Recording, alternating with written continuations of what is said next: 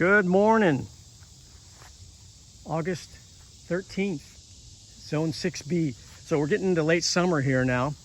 We just wrapped up a 3-part series. I hope a few of you got to watch that on building a raised bed over in the spot ultimately that's going to be our main garden plot. But this is the one we put in early spring. We'd been renting for a while, lived in an RV before we got into this house, so we were anxious just to plant.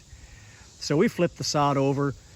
Our neighbor was nice enough to give us a truckload of composted horse manure, and we kind of layered that on the top, but didn't wait for this soil to sweeten up. We just started planting, hence the stuff in pots everywhere. We ran short on soil and just grew stuff in whatever we could. So today, guess what?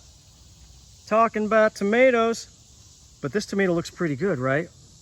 That's a San Marzano paste tomato from this plant right here, just to the left of that cage. But look at the bottom. We got something called blossom end rot, and that happens when the plant isn't taking up enough calcium, guys. See, pretty decent looking plant all in all. It's even got a sucker I left in place there. I'm kind of following my finger up. It's got some fruit setting on it, so I left that. But this plant, I noticed, it caught my eye yesterday, that this fruit had prematurely turned red on this plant. And it was because it was signaling itself time to wrap things up. In this case, because it had a problem, blossom end rot, which comes most of the time, if not all the time, from lack of calcium for the plant. And you're thinking, well, I'll just crush up some eggshells, right? You can do that. It takes a long time for the soil to take it up.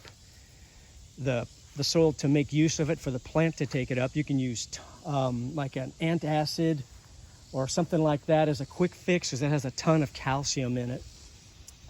Compost, horse manure, but it's not always the soil's problem. It's the problem of the plant not being able to take up the calcium even if it's there available. In our case, it was from lack or too much moisture. We had a little bit of both. Mid-June through mid-July, we hardly had any rain. And then suddenly, late July till now, we've had 3 or 4 inches, and that fluctuation causes the plant to have trouble taking up calcium.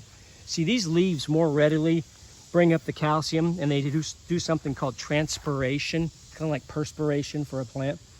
And those leaves will bring the calcium up. The foliage will bring it up more readily than the fruit can bring it up. So the fruit usually suffers, and of course that's what we're going to see because we're not eating the leaves from this blossom end rot. So we don't want to just over fertilize and dump a bunch of composted horse manure or compost we've made or anything else like that, because then I can just make a ton of foliage. We want a good balance between leaves and fruit on any given tomato plant. The leaves are there needed to get energy from the sun and photosynthesize and to feed this plant. But too many leaves just makes a bushy plant and just a meager amount of tomatoes. We want a good balance of foliage and tomato. So there we go. It's not always a problem with blossom end rot of I've got to fix my soil. Sometimes we just need to make sure that our moisture level is good. And that comes through heavy mulching. I need to mulch this thing heavier. I've got some down there, but not enough. And that alleviates that fluctuation in moisture level at the roots of the plant. But a lot of times in our case, it came from no rain for almost a month and then suddenly a bunch of rain, causing that plant to have trouble taking up calcium. Hope that was helpful, guys. Glad to talk tomatoes